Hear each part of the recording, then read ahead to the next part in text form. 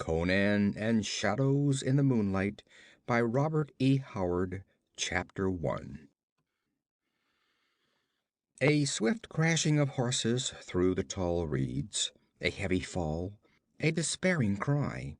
From the dying steed there staggered up its rider, a slender girl in sandals and girdled tunic.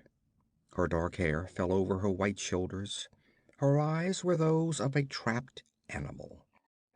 She did not look at the jungle of reeds that hemmed in the little clearing, nor at the blue waters that lapped the low shore behind her. Her wide-eyed gaze was fixed in agonized intensity on the horseman who pushed through the reedy screen and dismounted before her. He was a tall man, slender but hard as steel.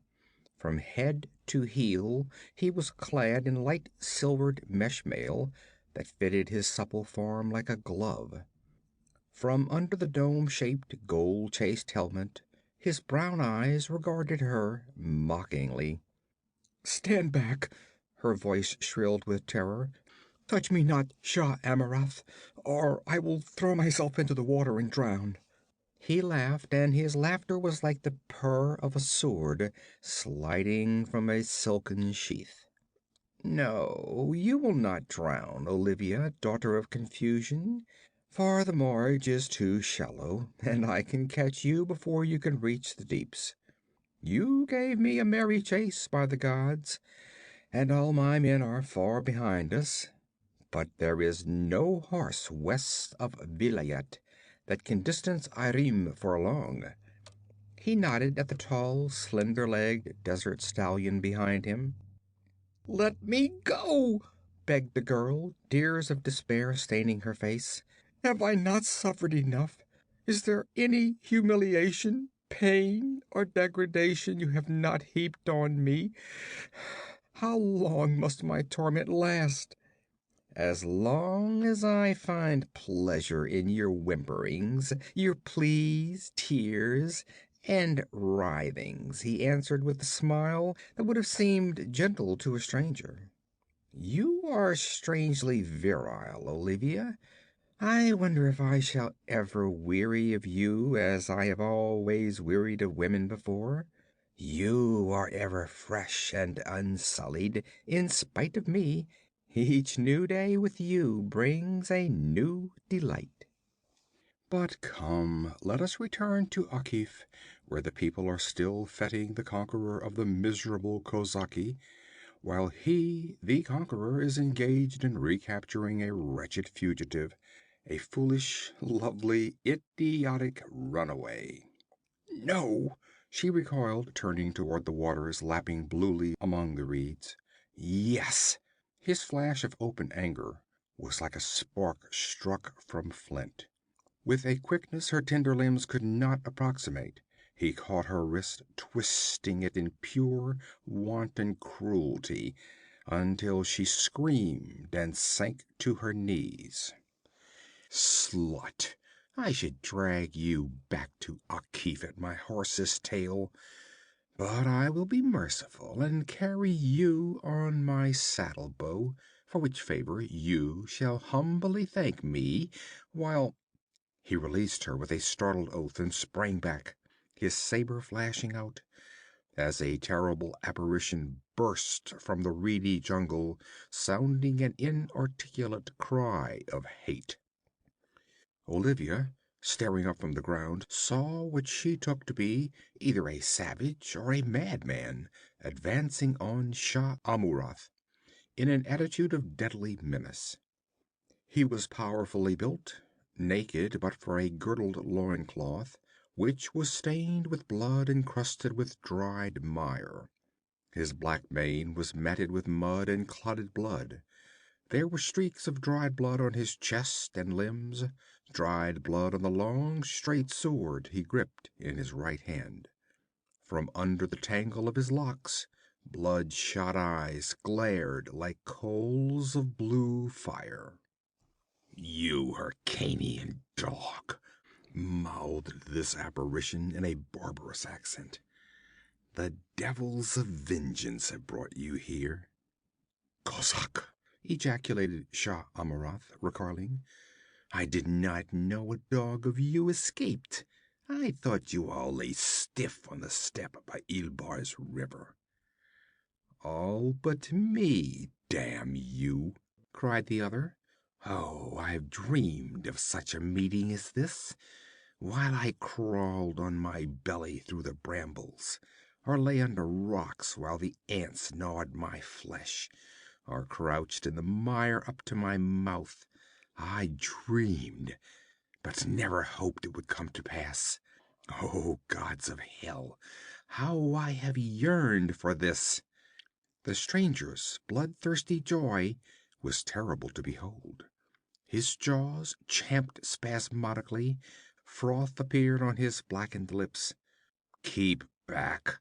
ordered Shah Amurath, watching him narrowly. "Ha!" It was like the bark of a timber wolf. "Shah Amurath, the great lord of Akif. Oh, damn you! How I love the sight of you, you who fed my comrades to the vultures, who tore them between wild horses, blinded and maimed and mutilated them. Ah, you dog! You filthy dog!" His voice rose to a maddened scream, and he charged.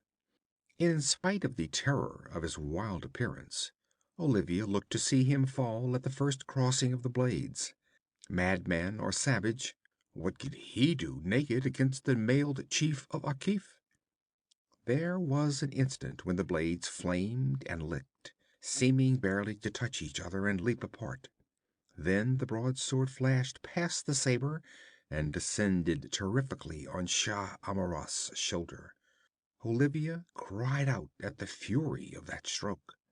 Above the crunch of the rending mail, she distinctly heard the snap of the shoulder bone.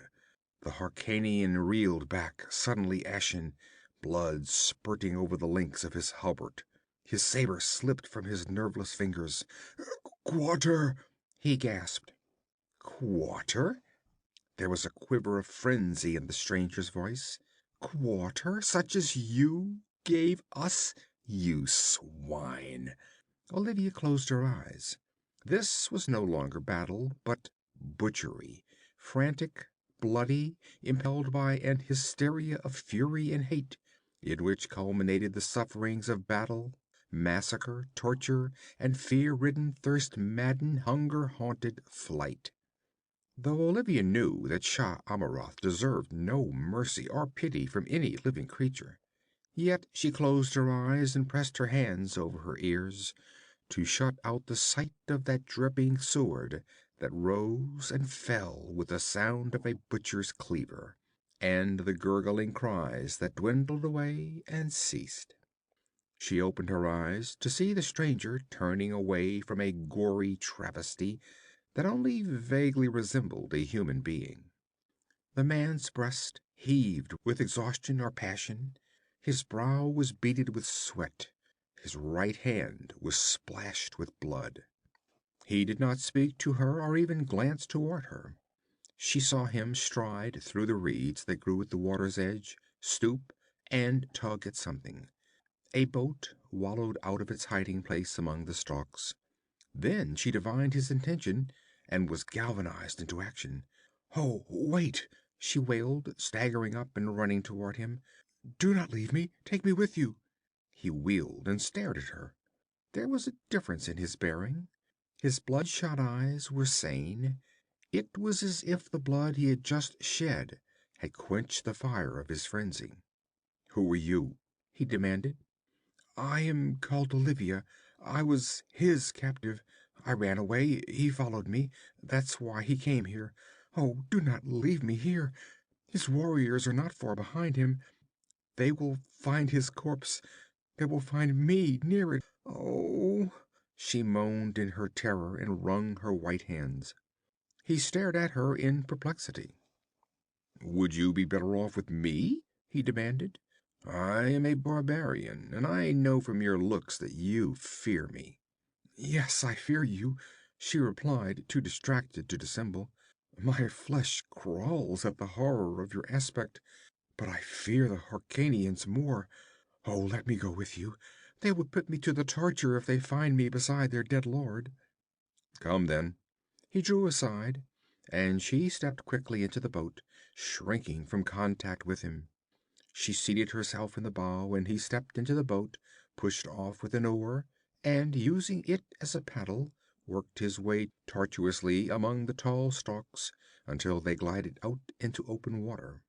Then he set to work with both oars, rowing with great, smooth, even strokes, the heavy muscles of arms and shoulders and back rippling in rhythm to his exertions. There was silence for some time, the girl crouching in the bows, the man tugging at the oars. She watched him with timorous fascination. It was evident that he was not an Hyrcanian, and he did not resemble the Hyborian races. There was a wolfish hardness about him that marked the barbarian. His features, allowing for the strains and stains of battle and his hiding in the marshes, reflected the same untamed wildness, but they were neither evil nor degenerate. "Who are you?" she asked. "Shah Amurath called you a kozak. Were you of that band?" "I am Conan of Cimmeria," he grunted. "I was with the kozaki, as the Hyrcanian dogs called us."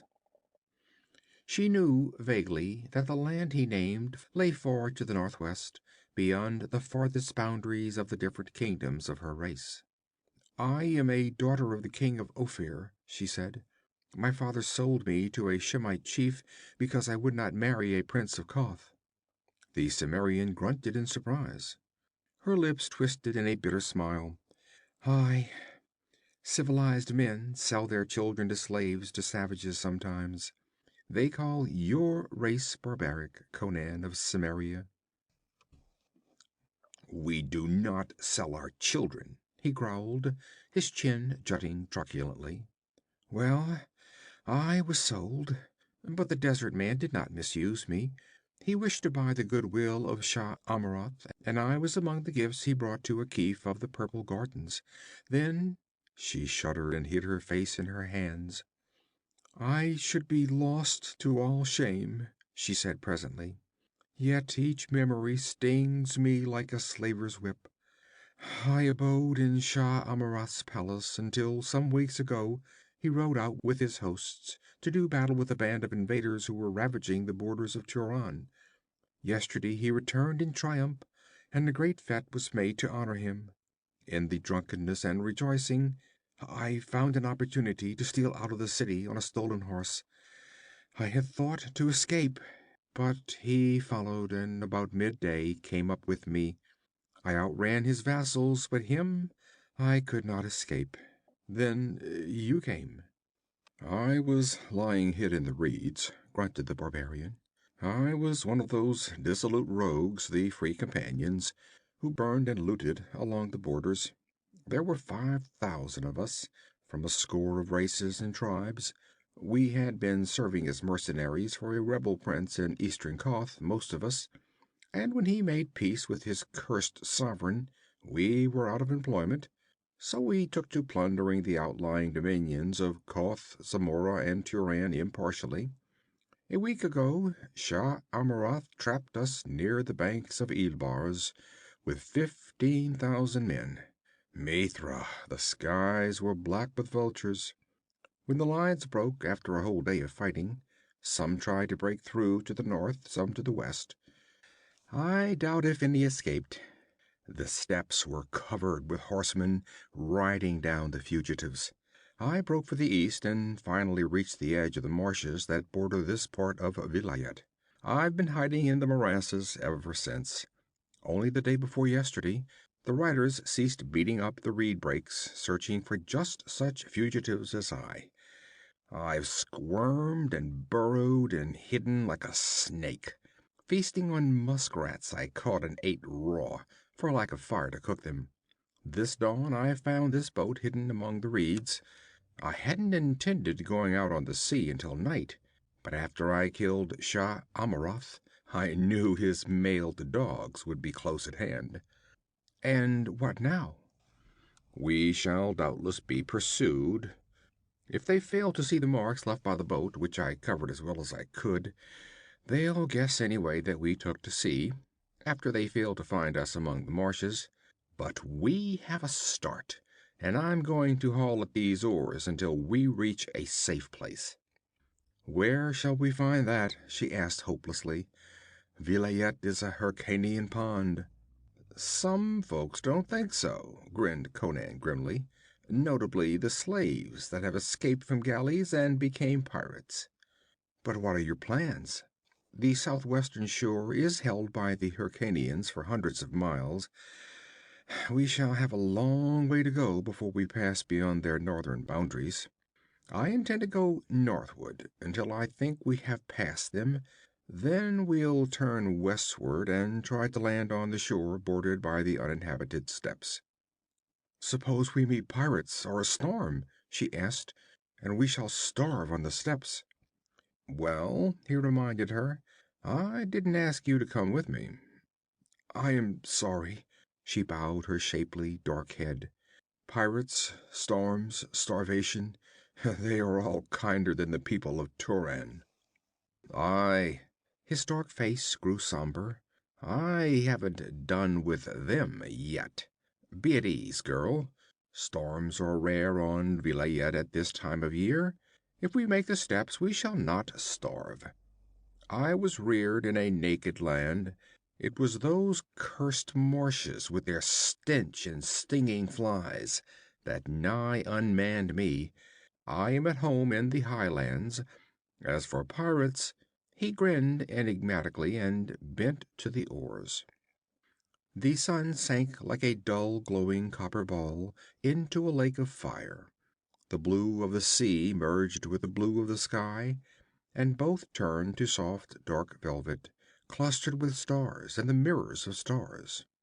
Olivia reclined in the bows of the gently rocking boat, in a state dreamy and unreal.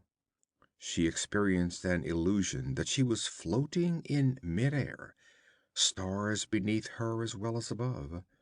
Her silent companion was etched vaguely against the softer darkness.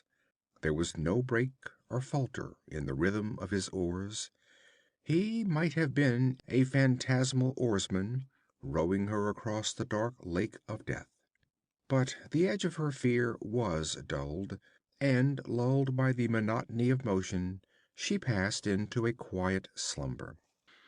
Dawn was in her eyes when she awakened, aware of a ravenous hunger. It was a change in the motion of the boat that had roused her. Conan was resting on his oars, gazing beyond her. She realized that he had rowed all night without pause, and marveled at his iron endurance. She twisted about to follow his stare, and saw a green wall of trees and shrubbery rising from the water's edge and sweeping away in a wide curve, enclosing a small bay whose waters lay still as blue glass. "This is one of the many islands that dot this inland sea," said Conan. "They are supposed to be uninhabited. I've heard the Hyrcanians seldom visit them. Besides, they generally hug the shores in their galleys, and we have come a long way. Before sunset we were out of sight of the mainland." With a few strokes he brought the boat in to shore and made the painter fast to the arching root of a tree which rose from the water's edge. Stepping ashore, he reached out a hand to help Olivia. She took it, wincing slightly at the bloodstains upon it, feeling a hint of the dynamic strength that lurked in the barbarian's thews. A dreamy quiet lay over the woods that bordered the blue bay. Then, somewhere far back among the trees, a bird lifted its morning song. A breeze whispered through the trees and set them to murmuring. Olivia found herself listening intently for something, she knew not what. What might be lurking amid those nameless woodlands? As she peered timidly into the shadows between the trees, something swept into the sunlight with a swift whirl of wings. A great parrot which dropped onto a leafy branch and stayed there, a gleaming image of jade and crimson. It turned its crested head sideways and regarded the invaders with glittering eyes of jet. "Crom!" muttered the Cimmerian. "Here is the grandfather of all parrots. He must be 1,000 years old. Look at the evil wisdom of his eyes. What mysteries do you guard, wise devil?" Abruptly the bird spread its flaming wings and, soaring from its perch, cried out harshly, "Yagulan yaktha ixtala," and with a wild screech of horribly human laughter, rushed away through the trees to vanish in the opalescent shadows. Olivia stared after it, feeling the cold hand of nameless foreboding touch her supple spine. "What did it say?" she whispered. "Human words, I'll swear," answered Conan, "but in what tongue I can't say." "Nor I," returned the girl. "Yet it must have learned them from human lips. Human or—" She gazed into the leafy fastness and shuddered slightly without knowing why. "Crom, I'm hungry," grunted the Cimmerian. "I could eat a whole buffalo. We'll look for fruit, but first I'm going to cleanse myself of this dried mud and blood. Hiding in marshes is foul business." So saying, he laid aside his sword, and wading out shoulder deep into the blue water, went about his ablutions. When he emerged, his clean-cut bronze limbs shone, his streaming black mane was no longer matted. His blue eyes, though they smoldered with unquenchable fire, were no longer murky or bloodshot. But the tigerish suppleness of limb and the dangerous aspect of feature were not altered. Strapping on his sword once more, he motioned the girl to follow him, and they left the shore, passing under the leafy arches of the great branches. Underfoot lay a short green sward which cushioned their tread. Between the trunks of the trees they caught glimpses of fairy-like vistas. Presently Conan grunted in pleasure at the sight of golden and russet globes hanging in clusters among the leaves. Indicating that the girl should seat herself on a fallen tree, he filled her lap with the exotic delicacies, and then himself fell to with unconcealed gusto. "Ishtar," said he between mouthfuls, "since Ilbars I have lived on rats and roots I dug out of the stinking mud. This is sweet to the palate, though not very filling. Still, it will serve if we eat enough." Olivia was too busy to reply. The sharp edge of the Cimmerian's hunger blunted. He began to gaze at his fair companion with more interest than previously, noting the lustrous clusters of her dark hair, the peach-bloom tints of her dainty skin, and the rounded contours of her lithe figure, which the scanty silk tunic displayed to full advantage. Finishing her meal, the object of his scrutiny looked up, and meeting his burning, slit-eyed gaze, she changed color, and the remnants of the fruit slipped from her fingers. Without comment, he indicated with a gesture that they should continue their explorations, and rising, she followed him out of the trees and into a glade, the farther end of which was bounded by a dense thicket. As they stepped into the open, there was a ripping crash in this thicket, and Conan, bounding aside and carrying the girl with him, narrowly saved them from something that rushed through the air and struck a tree trunk with a thunderous impact. Whipping out his sword, Conan bounded across the glade and plunged into the thicket. Silence ensued, while Olivia crouched on the sward, terrified and bewildered.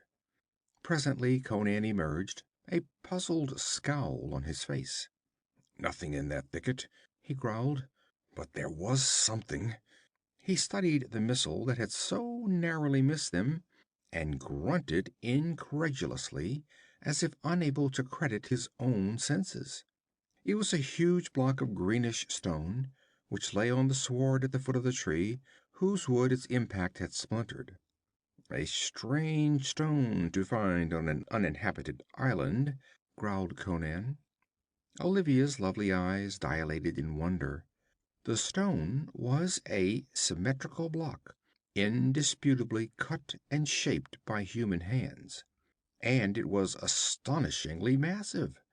The Cimmerian grasped it with both hands, and with legs braced and the muscles standing out on his arms and back in straining knots, he heaved it above his head and cast it from him, exerting every ounce of nerve and sinew. It fell a few feet in front of him. Conan swore. No man living could throw that rock across this glade. It's a task for siege engines. Yet there are no mangonels or ballistas. Perhaps it was thrown by some such engine from afar, she suggested. He shook his head. It didn't fall from above, it came from yonder thicket. See how the twigs are broken? It was thrown as a man might throw a pebble. But who? What? Come. She hesitantly followed him into the thicket. Inside the outer ring of leafy brush, the undergrowth was less dense. Utter silence brooded over all. The springy sward gave no sign of footprint, yet from this mysterious thicket had hurtled that boulder swift and deadly. Conan bent closer to the sward, where the grass was crushed down here and there. He shook his head angrily. Even to his keen eyes it gave no clue as to what had stood or trodden there. His gaze roved to the green roof above their heads, a solid ceiling of thick leaves and interwoven arches. And he froze suddenly. Then rising, sword in hand, he began to back away, thrusting Olivia behind him. "Out of here, quick!" he urged in a whisper that congealed the girl's blood. "What is it? What do you see?" "Nothing," he answered guardedly, not halting his wary retreat. "But what is it then? What lurks in this thicket?" "Death," he answered, his gaze still fixed on the brooding jade arches that shut out the sky.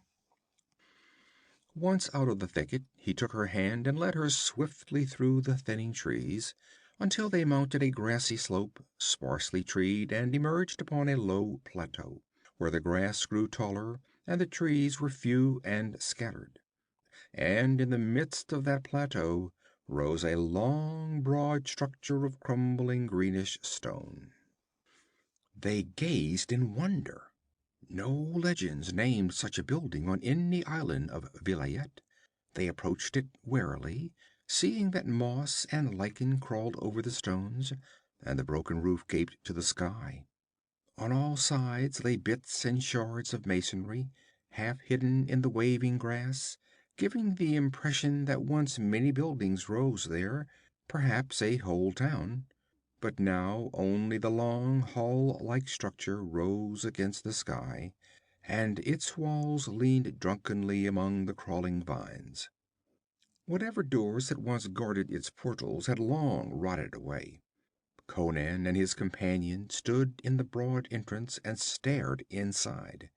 Sunlight streamed in through gaps in the walls and roof, making the interior a dim weave of light and shadow. Grasping his sword firmly, Conan entered with the slouching gait of a hunting panther, sunken head and noiseless feet. Olivia tiptoed after him. Once within, Conan grunted in surprise, and Olivia stifled a scream. "Look! Oh, look!" "I see," he answered. "Nothing to fear. They are statues." "But how lifelike and how evil!" she whispered, drawing close to him. They stood in a great hall, whose floors were of polished stone, littered with dust and broken stones, which had fallen from the ceiling. Vines growing between the stones masked the apertures. The lofty roof, flat and undomed, was upheld by thick columns, marching in rows down the sides of the walls. And in each space between these columns stood a strange figure. They were statues, apparently of iron, black and shining as if constantly polished. They were life-sized, depicting tall, lithely powerful men with cruel hawk-like faces. They were naked, and every swell, depression, and contour of joint and sinew was represented with incredible realism. But the most lifelike feature was their proud, intolerant faces. These features were not cast in the same mold. Each face possessed its own individual characteristics, though there was a tribal likeness between them all. There was none of the monotonous uniformity of decorative art, in the faces at least. "They seem to be listening and waiting," whispered the girl uneasily. Conan rang his hilt against one of the images. "Iron," he pronounced. "But Crom, in what molds were they cast?" He shook his head and shrugged his massive shoulders in puzzlement. Olivia glanced timidly about the great silent hall. Only the ivy-grown stones, the tendril-clasped pillars with the dark figures brooding between them, met her gaze. She shifted uneasily and wished to be gone, but the images held a strange fascination for her companion. He examined them in detail, and, barbarian-like, tried to break off their limbs, but their material resisted his best efforts. He could neither disfigure nor dislodge from its niche a single image. At last he desisted, swearing in his wonder. "What manner of men were these copied from?" he inquired of the world at large. "These figures are black, yet they are not like Negroes. I have never seen their like." "Let us go into the sunlight," urged Olivia, and he nodded with a baffled glance at the brooding shapes along the walls. So they passed out of the dusky hall into the clear blaze of the summer sun. She was surprised to note its position in the sky. They had spent more time in the ruins than she had guessed. "Let us take to the boat again," she suggested. "I am afraid here. It is a strange, evil place. We do not know when we may be attacked by whatever cast the rock." "I think we're safe as long as we're not under the trees," he answered. "Come." The plateau, whose sides fell away toward the wooded shores on the east, west, and south, sloped upward toward the north to abut on a tangle of rocky cliffs, the highest point of the island. Thither Conan took his way, suiting his long stride to his companion's gait. From time to time his glance rested inscrutably upon her, and she was aware of it. They reached the northern extremity of the plateau and stood gazing up the steep pitch of the cliffs. Trees grew thickly along the rim of the plateau east and west of the cliffs, and clung to the precipitous incline. Conan glanced at these trees suspiciously, but he began the ascent, helping his companion on the climb. The slope was not sheer, and was broken by ledges and boulders. The Cimmerian, born in a hill country, could have run up it like a cat, but Olivia found the going difficult. Again and again she felt herself lifted lightly off her feet and over some obstacle that would have taxed her strength to surmount, and her wonder grew at the sheer physical power of the man. She no longer found his touch repugnant. There was a promise of protection in his iron clasp. At last they stood on the ultimate pinnacle, their hair stirring in the sea breeze. From their feet the cliffs fell away sheerly 300 or 400 feet to a narrow tangle of woodlands bordering the beach. Looking southward, they saw the whole island lying like a great oval mirror, its beveled edges sloping down swiftly from a rim of green except where it broke in the pitch of the cliffs. As far as they could see, on all sides stretched the blue waters, still, placid, fading into dreamy hazes of distance. "The sea is still," sighed Olivia. "Why should we not take up our journey again?" Conan, poised like a bronze statue on the cliffs, pointed northward. Straining her eyes, Olivia saw a white fleck that seemed to hang suspended in the aching haze. "What is it?" "A sail." "Hyrkanians?" "Who can tell at this distance?" "They will anchor here, search the island for us," she cried in quick panic. "I doubt it. They come from the north, so they cannot be searching for us."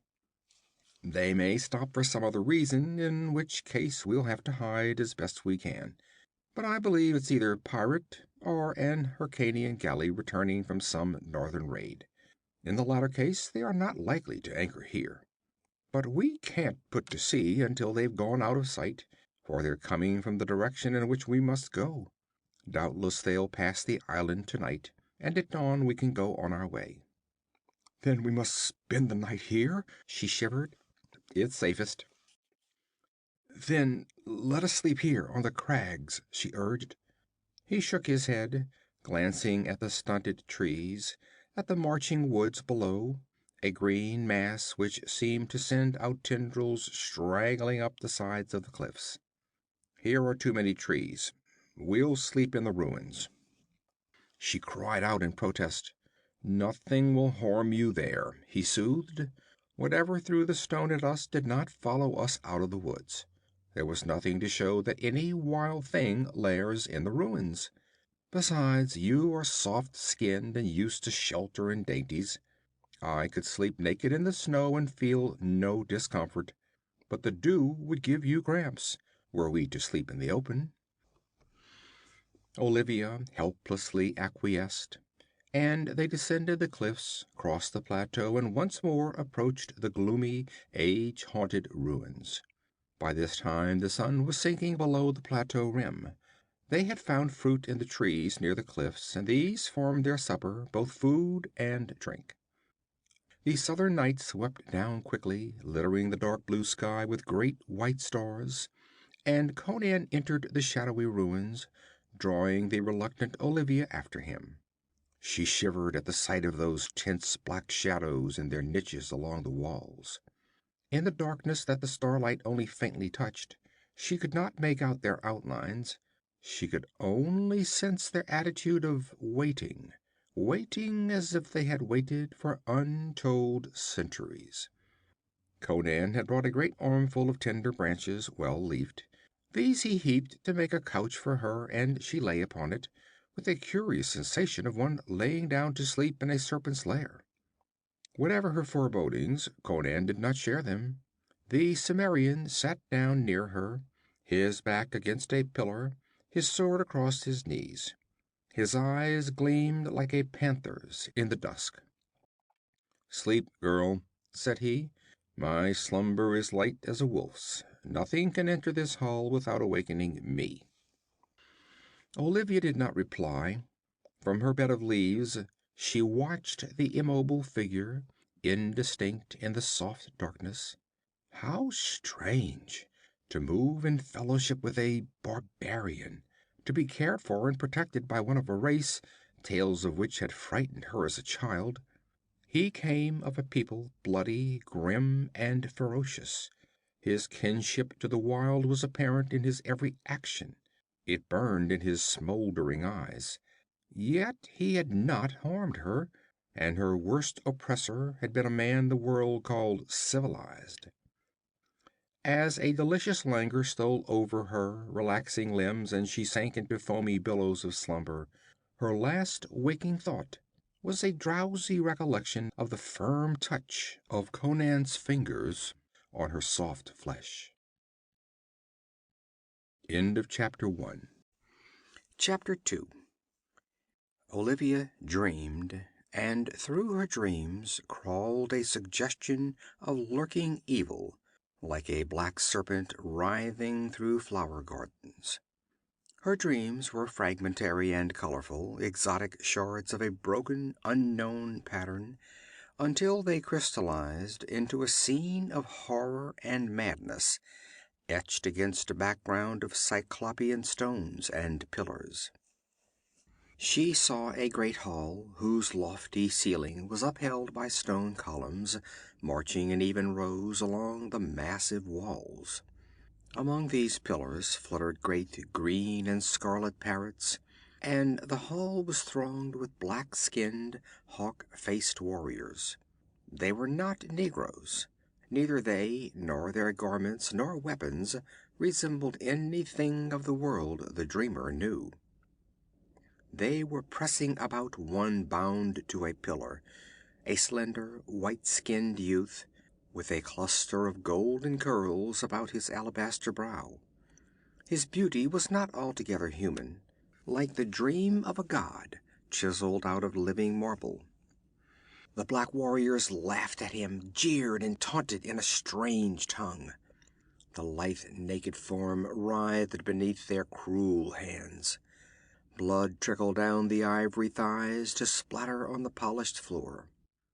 The screams of the victims echoed through the hall, then lifting his head toward the ceiling and the skies beyond, he cried out a name in an awful voice. A dagger in an ebon hand cut short his cry, and the golden head rolled on the ivory breast. As if in answer to that desperate cry, there was a rolling thunder as of celestial chariot wheels, and a figure stood before the slayers, as if materialized out of empty air. The form was of a man, but no mortal man ever wore such an aspect of inhuman beauty. There was an unmistakable resemblance between him and the youth who dropped lifeless in his chains, but the alloy of humanity that softened the godliness of the youth was lacking in the features of the stranger, awful and immobile in their beauty. The blacks shrank back before him, their eyes slits of fire. Lifting a hand, he spoke, and his tones echoed through the silent halls in deep, rich waves of sound. Like men in a trance, the black warriors fell back until they were ranged along the walls in regular lines. Then from the stranger's chiseled lips rang a terrible invocation and command. Yag Kulan Yak Tha Suthala. At the blast of that awful cry, the black figures stiffened and froze. Over their limbs crept a curious rigidity, an unnatural petrification. The stranger touched the limp body of the youth, and the chains fell away from it. He lifted the corpse in his arms. Then, ere he turned away, his tranquil gaze swept again over the silent rows of ebon figures, and he pointed to the moon, which gleamed on through the casements. And they understood those tense waiting statues that had been men. Olivia awoke, starting up on her couch of branches, a cold sweat beading her skin. Her heart pounded loud in the silence. She glanced wildly about. Conan slept against his pillar, his head fallen upon his massive breast. The silvery radiance of the late moon crept through the gaping roof, throwing long white lines along the dusty floor. She could see the images dimly, black, tense, waiting. Fighting down a rising hysteria, she saw the moonbeams rest lightly on the pillars and the shapes between. What was that? A tremor among the shadows where the moonlight fell. A paralysis of horror gripped her, for where there should have been the immobility of death, there was movement, a slow twitching, a flexing and writhing of ebon limbs. An awful scream burst from her lips as she broke the bonds that held her mute and motionless. At her shriek, Conan shot erect, teeth gleaming, sword lifted. The statues! The statues! Oh my God! The statues are coming to life! And with the cry, she sprang through a crevice in the wall, burst madly through the hindering vines, and ran, blind, screaming, witless, until a grasp on her arm brought her up short, and she shrieked and fought against the arms that caught her, until a familiar voice penetrated the mist of her terror, and she saw Conan's face, a mask of bewilderment in the moonlight. What in Crom's name, girl? Did you have a nightmare? His voice sounded strange and far away. With a sobbing gasp, she threw her arms about his thick neck and clung to him convulsively, crying in panting catches. Where are they? Did they follow us? Nobody followed us, he answered. She sat up, still clinging to him, and looked fearfully about. Her blind flight had carried her to the southern edge of the plateau. Just below them was the slope, its foot masked in the thick shadows of the woods. Behind them she saw the ruins looming in the high swinging moon. "Did you not see them? The statues, moving, lifting their hands, their eyes glaring in the shadows." "I saw nothing," answered the barbarian uneasily. "I slept more soundly than usual, because it has been so long since I have slumbered the night through. Yet I don't think anything could have entered the hall without waking me." "Nothing entered?" A laugh of hysteria escaped her. "It was something there already. Ah, Mithra, we lay down to sleep among them, like sheep making their bed in the shambles." "What are you talking about?" he demanded. "I woke at your cry, but before I had time to look about me, I saw you rush out through the crack in the wall. I pursued you, lest you come to harm. I thought you had a nightmare." "So I did," she shivered. "But the reality was more grisly than the dream. Listen." And she narrated all that she had dreamed and thought to see. Conan listened attentively. The natural skepticism of the sophisticated man was not his. His mythology contained ghouls, goblins, and necromancers. After she had finished, he sat silent, absently toying with his sword. "The youth they tortured was like the tall man who came?" he asked at last. "As like as son to father," she answered, and hesitatingly, "if the mind could conceive of the offspring of a union of divinity and humanity, it would picture that youth. The gods of old times mated sometimes with mortal women, our legends tell us." "What gods?" he muttered. "The nameless, forgotten ones. Who knows? They have gone back into the still waters of the lakes, the quiet hearts of the hills, the gulfs between the stars. Gods are no more stable than men." "But if these shapes were men, blasted into iron images by some god or devil, how can they come to life?" "There is witchcraft in the moon," she shuddered. "He pointed at the moon. While the moon shines on them, they live. So I believe." "But we were not pursued," murmured Conan, glancing toward the brooding ruins. "You might have dreamed they moved. I am of a mind to return and see." "No, no!" she cried, clutching him desperately. "Perhaps the spell upon them holds them in the hall. Do not go back. They will rend you limb from limb. Oh, Conan, let us go into our boat and flee this awful island. Surely the Hyrkanian ship is past us now. Let us go." So frantic was her pleading that Conan was impressed. His curiosity in regard to the image was balanced by his superstition. Foes of flesh and blood he did not fear, however great the odds, but any hint of the supernatural roused all the dim monstrous instincts of fear that are the heritage of the barbarian. He took the girl's hand, and they went down the slope and plunged into the dense woods, where the leaves whispered and nameless night birds murmured drowsily. Under the trees the shadows clustered thick, and Conan swerved to avoid the denser patches. His eyes roved continuously from side to side, and often flitted into the branches above them. He went quickly, yet warily, his arm girdling the girl's waist so strongly that she felt as if she were being carried rather than guided. Neither spoke. The only sound was the girl's quick, nervous panting, the rustle of her small feet in the grass. So they came through the trees to the edge of the water shimmering like molten silver in the moonlight. "We should have brought fruit for food," muttered Conan, "but doubtless we'll find other islands. As well leave now as later. It's but a few hours till dawn." His voice trailed away. The painter was still made fast to the looping root, but on the other end was only a smashed and shattered ruin, half submerged in the shallow water. A stifled cry escaped Olivia.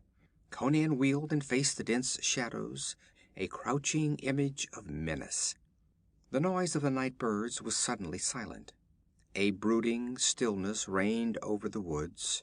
No breeze moved the branches, yet somewhere the leaves stirred faintly. Quick as a great cat, Conan caught up Olivia and ran. Through the shadows he raced like a phantom, while somewhere above and behind them sounded a curious rushing among the leaves that implacably drew closer and closer.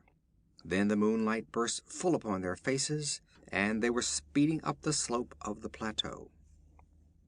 At the crest, Conan laid Olivia down and turned to glare back at the gulf of shadows they had just quitted.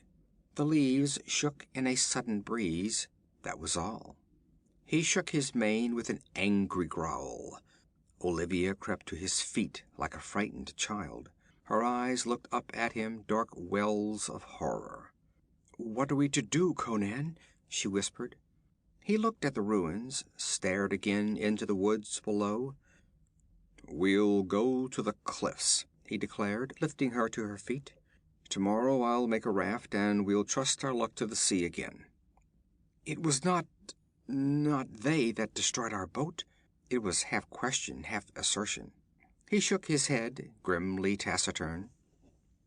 Every step of the way across that moon-haunted plateau was a sweating terror for Olivia. But no black shapes stole subtly from the looming ruins, and at last they reached the foot of the crags, which rose stark and gloomily majestic above them. There Conan halted in some uncertainty, at last selecting a place sheltered by a broad ledge nowhere near any trees. "Lie down and sleep if you can, Olivia," he said. "I'll keep watch." But no sleep came to Olivia, and she lay watching the distant ruins and the wooded rim until the stars paled, the east whitened, and dawn in rose and gold struck fire from the dew of the grass blades. She rose stiffly, her mind reverting to all the happenings of the night. In the morning light some of its terrors seemed like figments of an overwrought imagination. Conan strode over to her, and his words electrified her. "Just before dawn I heard the creak of timbers and the rasp and clack of cordage and oars. A ship has put in and anchored at the beach not far away. Probably the ship whose sail we saw yesterday. We'll go up the cliffs and spy on her." Up they went, and lying on their bellies among the boulders, saw a painted mast jutting up beyond the trees to the west. "An Hyrkanian craft from the cut of her rigging," muttered Conan. "I wonder if the crew—" A distant medley of voices reached their ears, and creeping to the southern edge of the cliffs, they saw a motley horde emerge from the fringe of trees along the western rim of the plateau, and stand there a space in debate. There was much flourishing of arms, brandishing of swords, and loud, rough argument. Then the whole band started across the plateau toward the ruins, at a slant that would take them close by the foot of the cliffs. "Pirates!"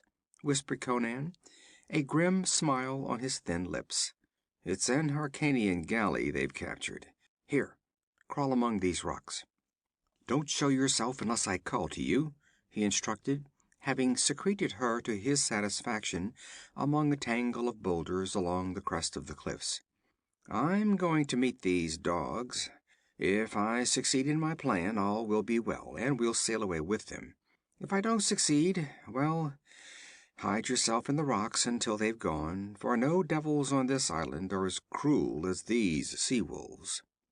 And tearing himself from her reluctant grasp, he swung quickly down the cliffs. Looking fearfully from her eyrie, Olivia saw the band had neared the foot of the cliffs. Even as she looked, Conan stepped out from among the boulders and faced them, sword in hand. They gave back with yells of menace and surprise, then halted uncertainly to glare at this figure which had appeared so suddenly from the rocks.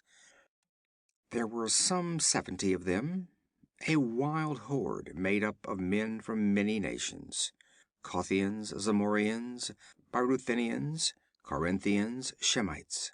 Their features reflected the wildness of their natures. Many bore the scars of the lash or the branding iron. There were cropped ears, slit noses, gaping eye sockets, stumps of wrists, marks of the hangman as well as scars of battle. Most of them were half naked, but the garments they wore were fine.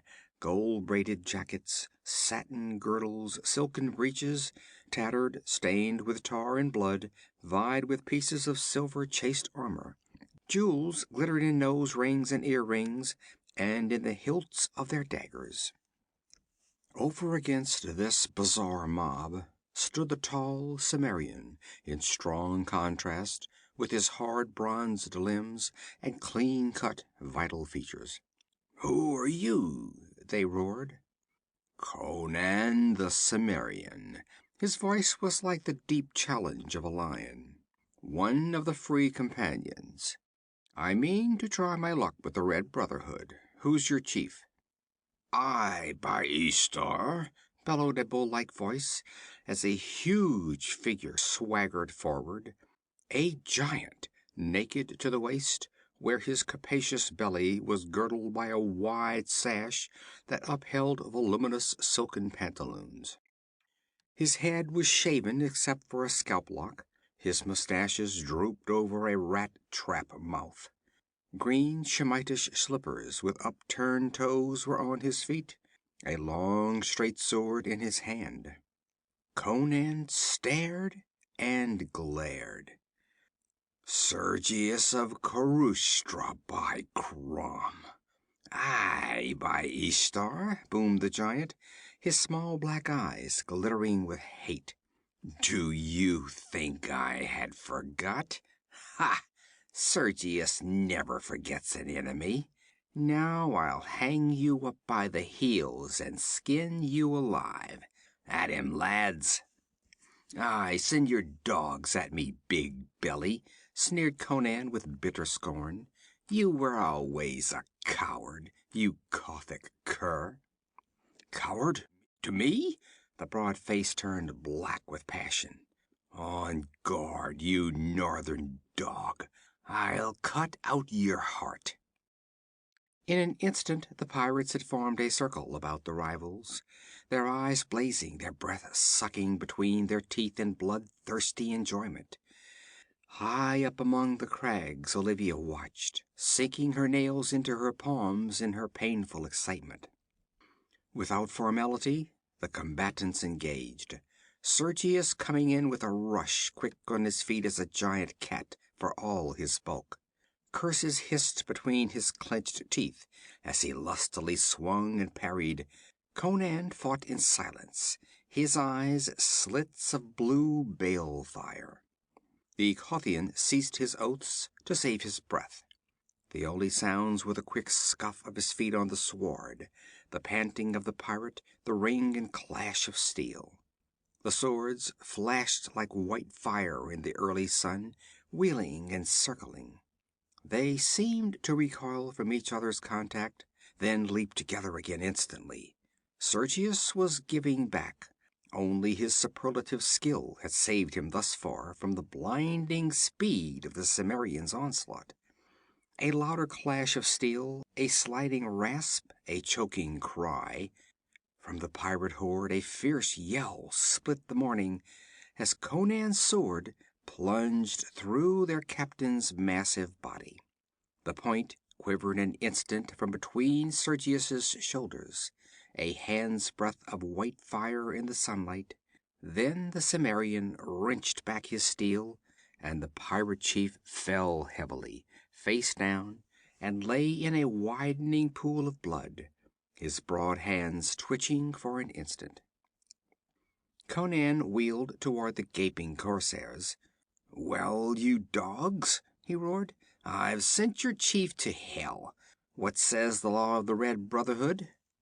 Before any could answer, a rat-faced Brythunian, standing behind his fellows, whirled a sling swiftly and deadly. Straight as an arrow sped the stone to its mark, and Conan reeled and fell as a tall tree falls to the woodman's axe. Up on the cliff, Olivia caught at the boulders for support. The scene swam dizzily before her eyes. All she could see was the Cimmerian lying limply on the sward, blood oozing from his head. The rat-faced one yelped in triumph and ran to stab the prostrate man, but a lean Corinthian thrust him back. "What, Aratus, would you break the law of the Brotherhood, you dog?" "No law is broken," snarled the Brythunian. "No law? Why, you dog, the man you have just struck down is by just rights our captain." "Nay," shouted Aratus, "he was not of our band, but an outsider. He had not been admitted to fellowship. Slaying Sergius does not make him captain, as would have been the case had one of us killed him." "But he wished to join us," retorted the Corinthian. "He said so." At that a great clamor arose, some siding with Aratus, some with the Corinthian, whom they called Ivanos. Oaths flew thick, challenges were passed, hands fumbled at sword hilts. At last a Shemite spoke up above the clamor. "Why do you argue over a dead man?" "He's not dead," answered the Corinthian, rising from beside the prostrate Cimmerian. "It was a glancing blow. He's only stunned." At that the clamor rose anew, Aratus trying to get at the senseless man, and Ivanos finally bestriding him, sword in hand, and defying all and sundry. Olivia sensed that it was not so much in defense of Conan that the Corinthian took his stand, but in opposition to Aratus. Evidently these men had been Sergius's lieutenants, and there was no love lost between them. After more arguments, it was decided to bind Conan and take him along with them, his fate to be voted on later. The Cimmerian, who was beginning to regain consciousness, was bound with leather girdles, and then 4 pirates lifted him, and with many complaints and curses, carried him along with the band, which took up its journey across the plateau once more. The body of Sergius was left where it had fallen, a sprawling, unlovely shape on the sun-washed sward. Up among the rocks, Olivia lay stunned by the disaster. She was incapable of speech or action, and could only lie there and stare with horrified eyes as the brutal horde dragged her protector away. How long she lay there, she did not know.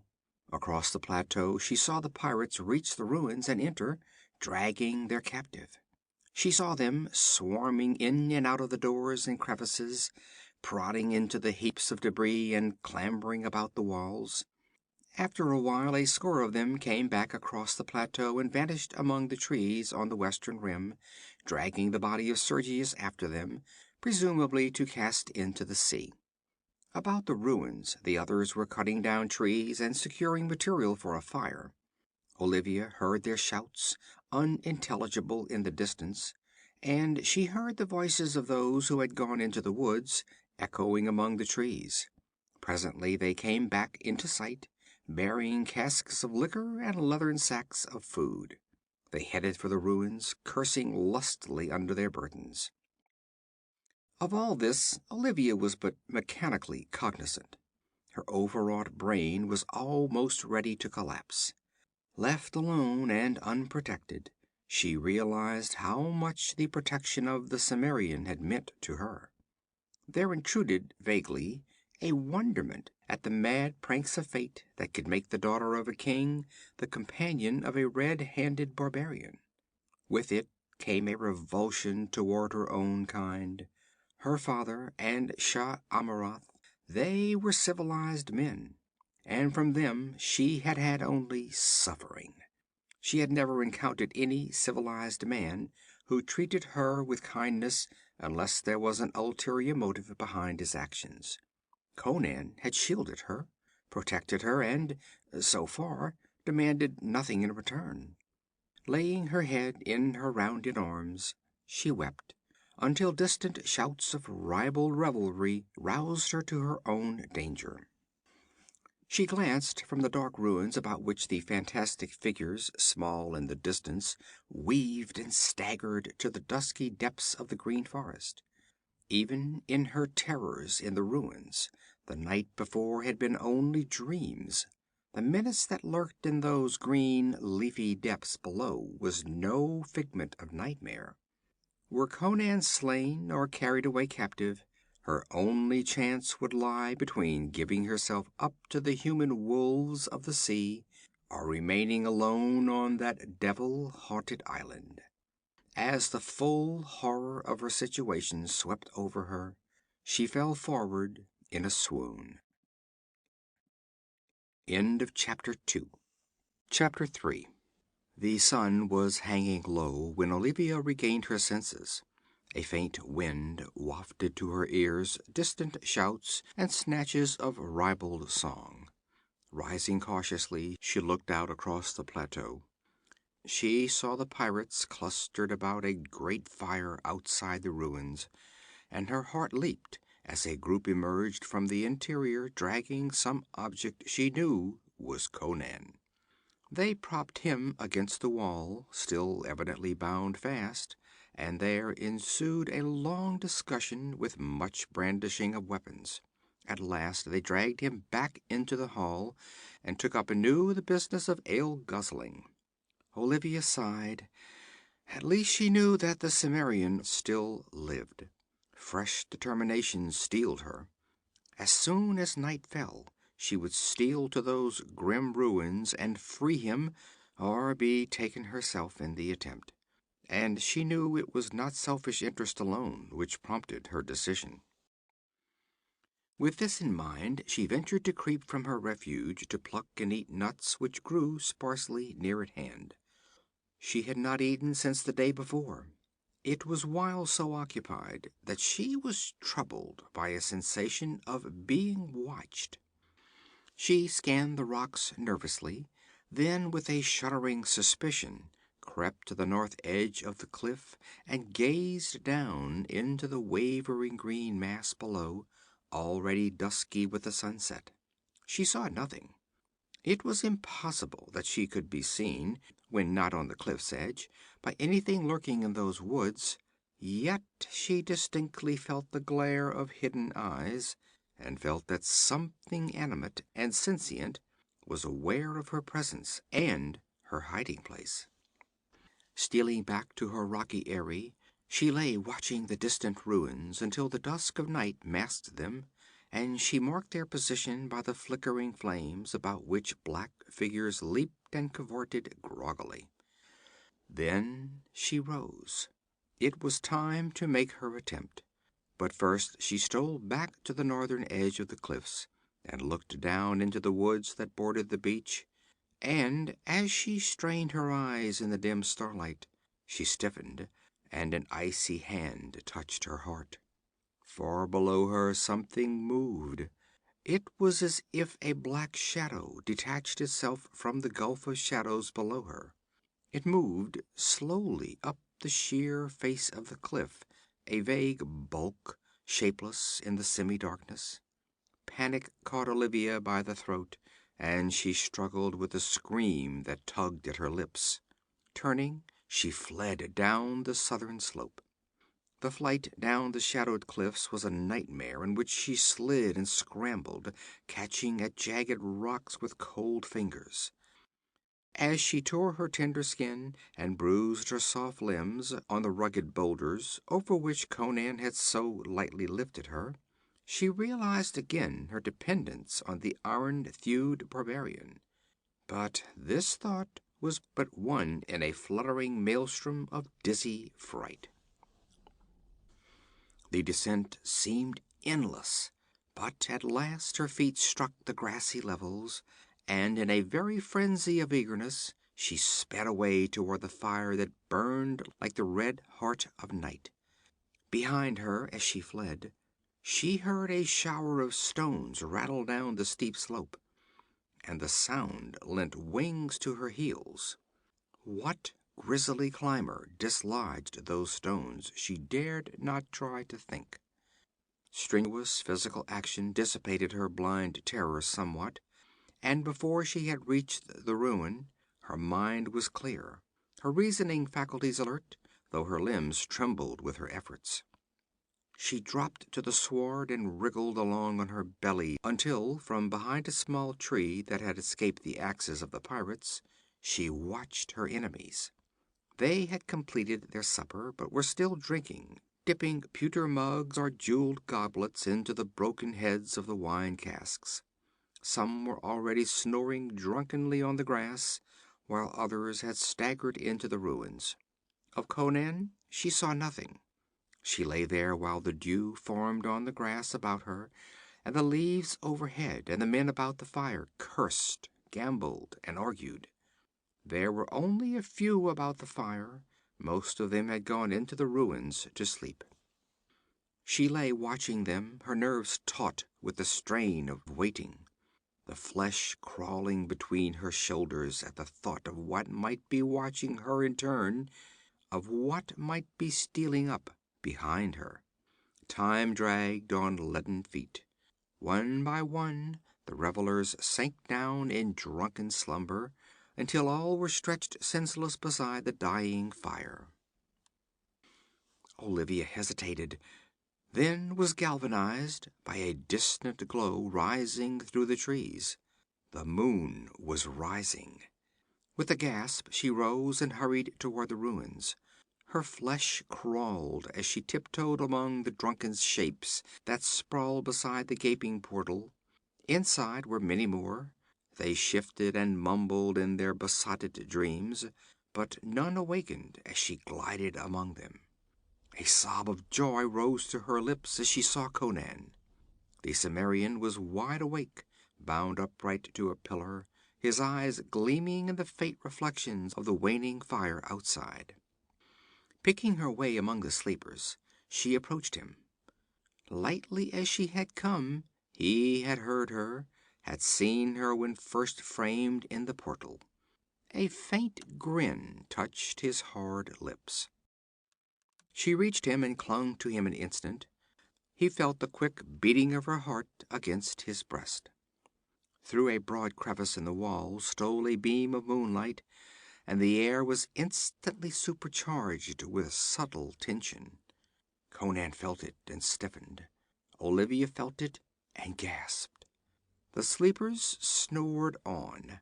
Bending quickly, she drew a dagger from its senseless owner's belt and set to work on Conan's bonds.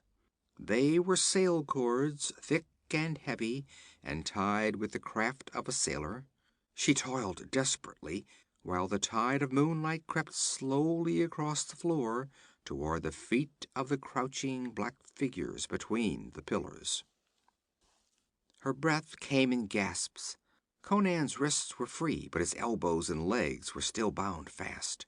She glanced fleetingly at the figures along the walls, waiting, waiting. They seemed to watch her with the awful patience of the undead. The drunkards beneath her feet began to stir and groan in their sleep.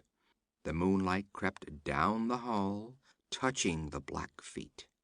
The cords fell from Conan's arms, and taking the dagger from her, he ripped the bonds from his legs with a single quick slash. He stepped out from the pillar, flexing his limbs, stoically enduring the agony of returning circulation. Olivia crouched against him, shaking like a leaf. Was it some trick of the moonlight that touched the eyes of the black figure with fire, so that they glimmered redly in the shadows? Conan moved with the abruptness of a jungle cat.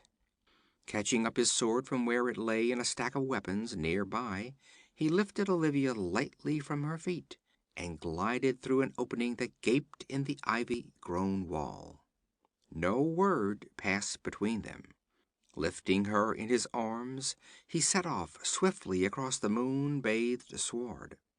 Her arms about his iron neck, the Aurifian closed her eyes, cradling her dark curly head against his massive shoulder. A delicious sense of security stole over her. In spite of his burden, the Cimmerian crossed the plateau swiftly, and Olivia, opening her eyes, saw that they were passing under the shadow of the cliffs. "Something climbed the cliffs," she whispered. "I heard it scramble behind me as I came down." "We'll have to chance it," he grunted. "I'm not afraid now," she sighed. You were not afraid when you came to free me, either, he answered. Grum, what a day it has been.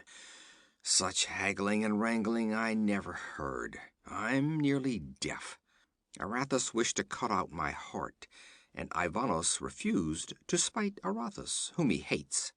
All day long they snarled and spat at one another, and the crew quickly grew too drunk to vote either way.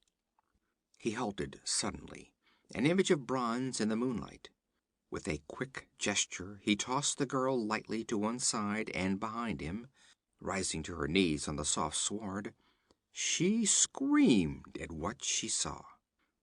Out of the shadows of the cliffs moved a monstrous, shambling bulk, an anthropomorphic horror, a grotesque travesty of creation. In general outline, it was not unlike a man, but its face, limned in the bright moonlight, was bestial, with close-set ears, flaring nostrils, and a great flabby-lipped mouth, in which gleamed white tusk-like fangs. It was covered with shaggy, grayish hair, shot with silver which shone in the moonlight, and its great misshapen paws hung nearly to the earth. Its bulk was tremendous. As it stood on its short, bowed legs, its bullet head rose above that of the man who faced it. The sweep of the hairy breast and giant shoulders was breathtaking. The huge arms were like knotted trees. The moonlight scene swam to Olivia's sight. This, then, was the end of the trail. For what human being could withstand the fury of that hairy mountain of thews and ferocity? Yet, as she stared in wide-eyed horror at the bronzed figure facing the monster, she sensed a kinship in the antagonists that was almost appalling. This was less a struggle between man and beast than a conflict between two creatures of the wild, equally merciless and ferocious. With a flash of white tusks, the monster charged. The mighty arms spread wide as the beast plunged, stupefyingly quick for all his vast bulk and stunted legs. Conan's action was a blur of speed Olivia's eye could not follow. She only saw that he evaded that deadly grasp, and his sword, flashing like a jet of white lightning, sheared through one of those massive arms between shoulder and elbow. A great spout of blood deluged the sward as the severed member fell, twitching horribly, but even as the sword bit through, the other malformed hand locked in Conan's black mane. Only the iron neck muscles of the Cimmerian saved him from a broken neck that instant. His left hand darted out to clamp on the beast's squat throat. His left knee was jammed hard against the brute's hairy belly. Then began a terrific struggle which lasted only seconds, but which seemed like ages to the paralyzed girl. The ape maintained his grasp in Conan's hair, dragging him toward the tusks that glistened in the moonlight. The Cimmerian resisted this effort, with his left arm rigid as iron, while the sword in his right hand, wielded like a butcher knife, sank again and again into the groin, breast, and belly of his captor. The beast took its punishment in awful silence, apparently unweakened by the blood that gushed from its ghastly wounds. Swiftly, the terrible strength of the anthropoid overcame the leverage of braced arm and knee.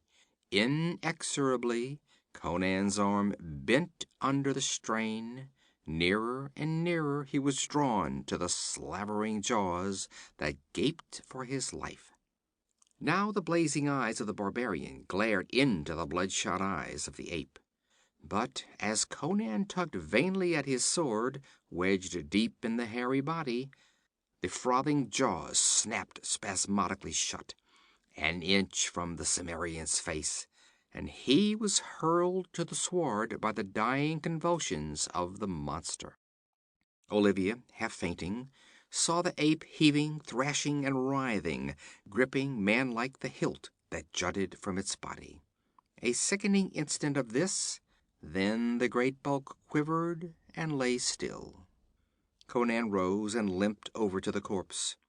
The Cimmerian breathed heavily and walked like a man whose joints and muscles have been wrenched and twisted almost to their limit of endurance.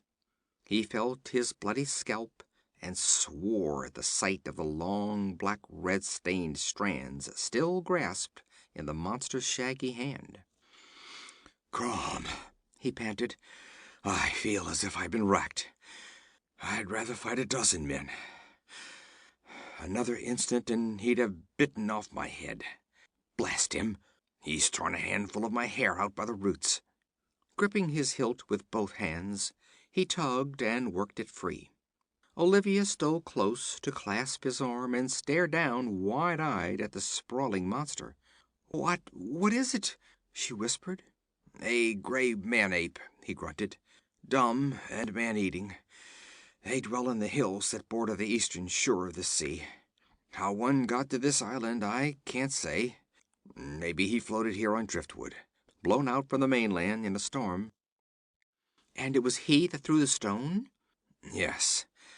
I suspected what it was when we stood in the thicket and I saw the boughs bending over our heads. These creatures always lurk in the deepest woods they can find and seldom emerge. What brought him into the open, I can't say, but it was lucky for us. I'd have had no chance with him among the trees." "It followed me," she shivered. "I saw it climbing the cliffs."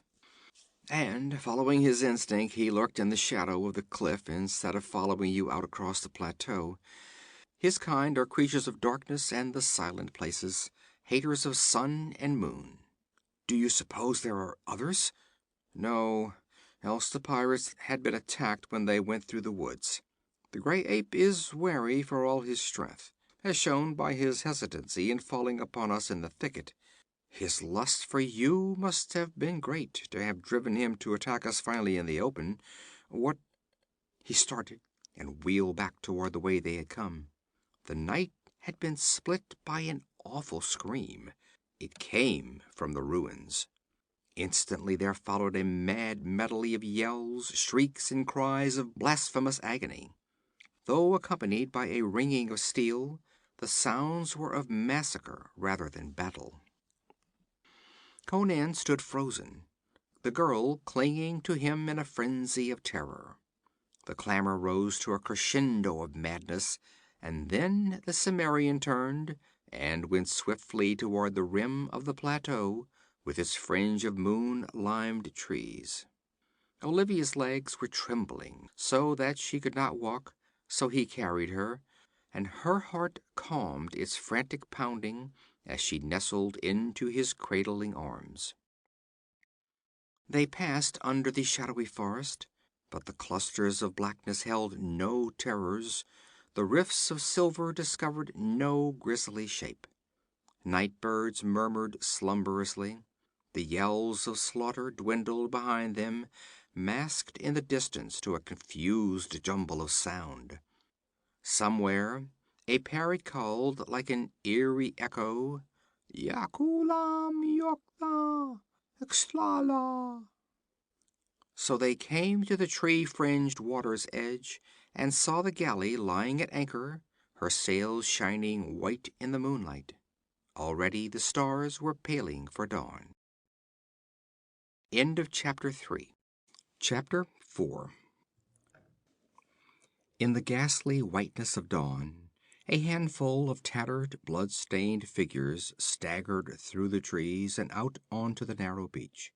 There were 44 of them, and they were a cowed and demoralized band. With panting haste they plunged into the water and began to wade toward the galley, when a stern challenge brought them up standing. Etched against the whitening sky, they saw Conan the Cimmerian standing in the bows, sword in hand, his black mane tossing in the dawn wind. "Stand!" he ordered. "Come no nearer. What would you have, dogs?" "Let us come aboard," croaked a hairy rogue, fingering a bloody stump of ear. "We'd be gone from this devil's island. The first man who tries to climb over the side, I'll split his skull," promised Conan. They were 44-1, but he held the whip hand. The fight had been hammered out of them. "Let us come aboard, good Conan," whined a red-sashed Zamorian, glancing fearfully over his shoulder at the silent woods. "We have been so mauled, bitten, scratched, and rended, and are so weary from fighting and running, that not one of us can lift a sword." "Where is that dog Arathas?" demanded Conan. "Dead, with the others. It was devils fell upon us. They were rending us to pieces before we could awake. A dozen good rovers died in their sleep.